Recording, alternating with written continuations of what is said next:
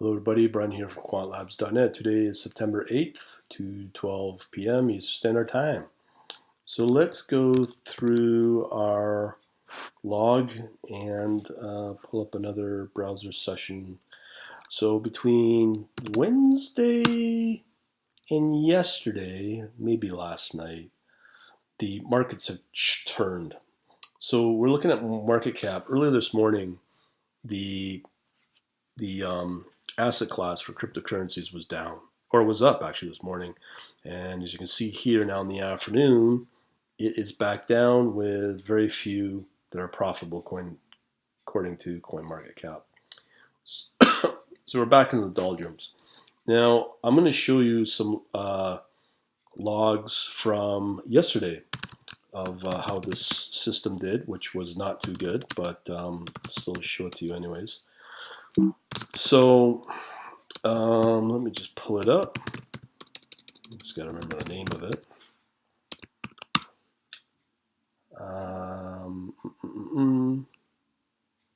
me see here. I just got to remember it would help if I had. I think this. There we go.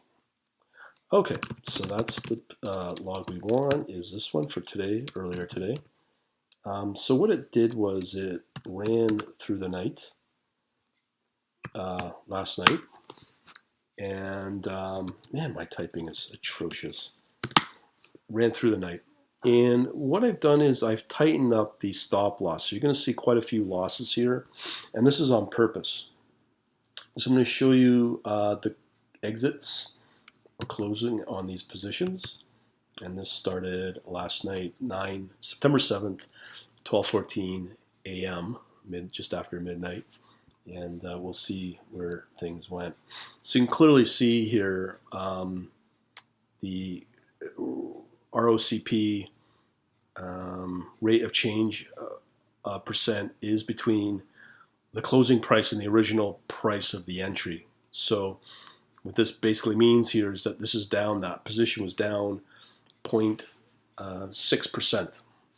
So here you can see we have a loss down 0.6%. The next one here, we're down 1.8 at 15:42. That was, I guess, in the afternoon. Again, in the afternoon again. We have a loss here, down 0.74. Then we're down 0.67. You can see here's down starting 1607 yesterday. Again, we're actually made money here at 1.22%. Not very many. And then this one made money at, let's see, what was it? Up 1.5%. That was yesterday. And then we're getting into 1736. Again, a loss of 0.6%. That one is down 0.7. This one is down 0.87, 0.61, 0.56. Now I want to try to point out a few trends here. This one was a big loss at 2.12%. That one again, 1.04. That one's down 0.84. You can see there's a lot of losses. So we've taken it up to 20.03. So it looks like we're just repeating ourselves here. So not a good day. So obviously I had to put in some safeguards to try to minimize that. So the whole point of this is to obviously go through these logs, because you'll be able to see the trend of a particular asset. So in my case, what I can do now is, if you know Linux, the commands. So if I do position cat, which is categorize, or type it out, the name of the file, do a grep, I can trail the life cycle of this particular. So let's say if I want this position here, I can track it, see how it did. So this is just a tip. Okay, so let me show you the results here. So you can clearly see here, this is when the position was put on, and at what time, the rate of change, and then the whole life cycle of that position. And then finally how it closed at down 1.94%. So for those on the podcast that only have the audio, what you want to type is in a Linux or a Mac OS command console is just type in cat, get to categorize, cat, name of the file. So in my case it would be some sort of log. And then you use this horizontal bar, the vertical bar. In my case, where is that located? Yeah, it'd be above, I believe it's the backslash. And then type in grep, which will do a find, and the name or the text that you want to find. Using that combination, you can see the positions. And like I said before, in previous videos, what we're dealing with here is the name of the currency pair plus the unique timestamp of the entry. So we can, because of that, we are now able to, as I said, go through the entire life cycle of that position. I can do that for any position, or pretty well anything using that tip.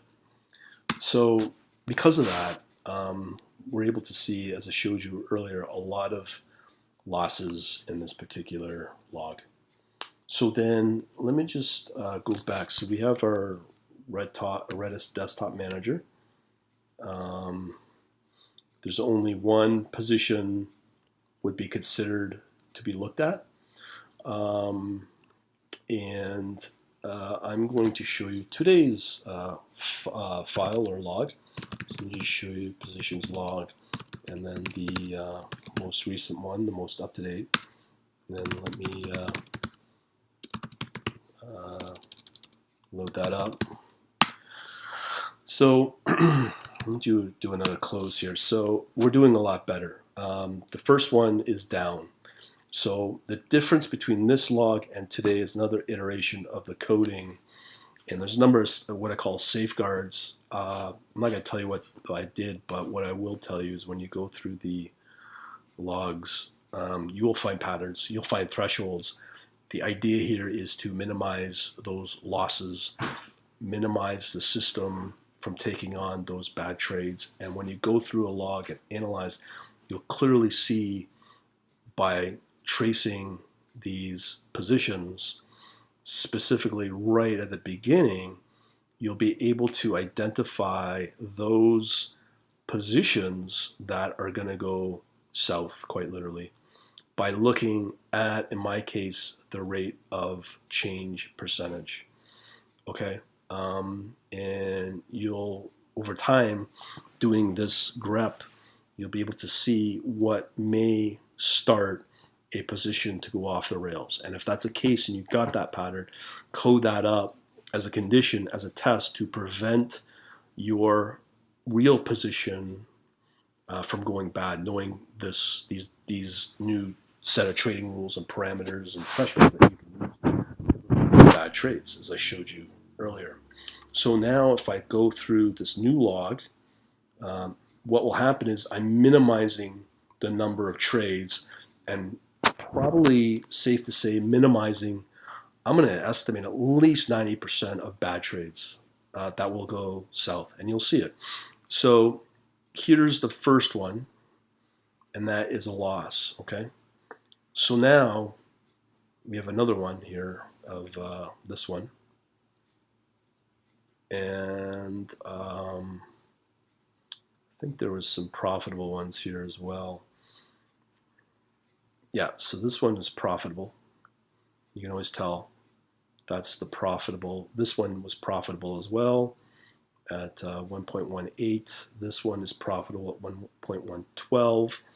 We'll just see what else we got here. This one's profitable as well. This is, oh no, I'm sorry. So this one took a loss of, how was it, down 0.6. This one was up 2.5%. So we are now, is this another new one? This one took a loss. So I'm going to estimate about half of the trades are losers. The idea, as I said before, is to prevent bad trades. And I found what I thought would be a solution, but this is what you are trying to prevent from. If I was to trace this using that grep technique, so if I did cat positions,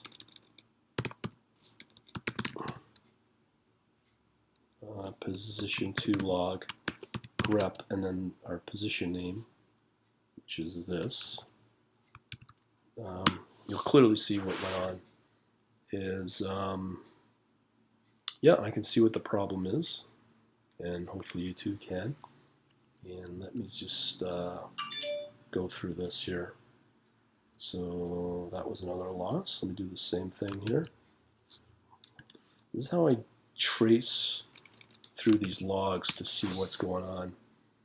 And again, I can see the problem. It's not getting caught for some reason.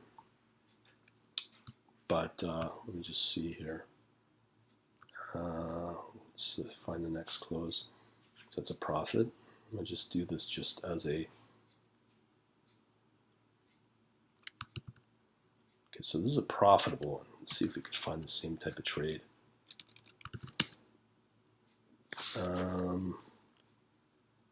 Yeah. That one I could have my system take. That one, was that profitable? Yeah, that was profitable. This is profitable. Let's just see here. Okay. So, okay. So I am going to go back. See right here? Yeah, I can see why it's actually made a little bit of money. This one was a loser as well. Okay. When you use these techniques, to be honest, I think this is the better way to trade, to build trading logic and eventually would become strategies. Yeah, I can see that problem right there. That trade shouldn't have been taken on.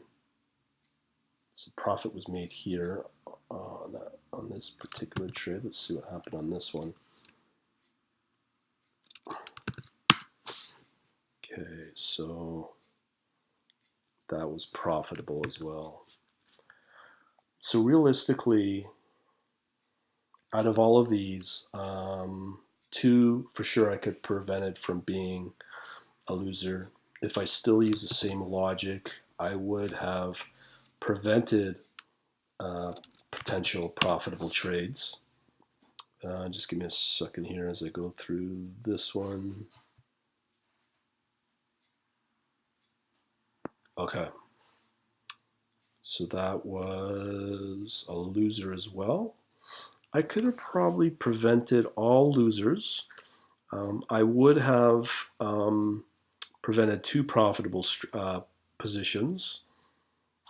And the thing is, even the one was a clear winner, and that one did make the most amount that I've seen. So I can, for sure, minimize all the bad losing trades using this logic here. Okay, so let me just see what's going on here. Yes, that one.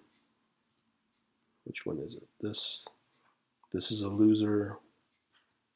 And I think we checked this one as well.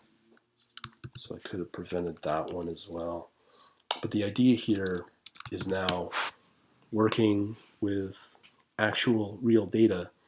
And what it really comes down to is probability. What your aim here is to get a strategy that's going to consistently profit. It will take the odd unprofitable position. That may be 10%, 20%, maybe in my case, I don't want to take more than 1/3, meaning 33% of the positions will be unprofitable. From there, on the other end, on the profitable, by putting and tightening the stop loss in your parameters, you will prevent highly profitable positions, but they're very low probability. So again, it's a probability and just averages that you're dealing with. But to try to get one of those extra winners, you're going to be taking a lot of losers, and that's what you're trying to prevent, to eliminate as many losing positions. But at the same time, when you do get a winning position, that it might not be a full-on winning position, but it's going to be consistent based upon the threshold you'll put on the upside. So it's really important to go through these logs and figure those parameters out and the logic, and use these techniques that I've been using, like this cat, name of the log file, plus the grep option here that I'm showing you to help you determine that. It takes probably a couple of weeks. But once you get to that point, I think you'll be a lot farther ahead. And this, again, this does not include a lot of heavy math knowledge or even any form. Hi everybody, Brian here. Machine learning. So through all these other videos I've made with these logs starting, looks like about a week ago. So a lot has been learned. The strategies, the position, call it the position manager, has gone through a lot of iterations. I think I'm on my 9th or 10th version in the last week. And it seems to be working, getting closer to the goal. And it's going to be more consistent in terms of profitability, instead of either looking for a highly profitable position, but yet you got to go through probably 5 or 10 bad losing positions to get the big winner. You may never get the big winner, but at least using this logic, you'll be able to get more winning trades consistently, but the profit won't be there. But you're still going to get a lot more winning positions, which is really what you want, and eliminate as much as possible the losing trades as well, or the positions. Hopefully this will help you out later. I also forgot to mention, because this is cryptocurrency, I don't think this logic will apply to things like Forex or very slow moving asset classes like futures or options. So this pretty well may only work in the world of cryptocurrency because of the wild and very wide swings on both up and downside, as well as the broker fee is another big factor. So if your broker fee is too high, or your exchange commission fee is way too high, and this sort of logic will not work. But because I'm on Binance and it's only 0.1% commission fee, this works because the commission fee is so small.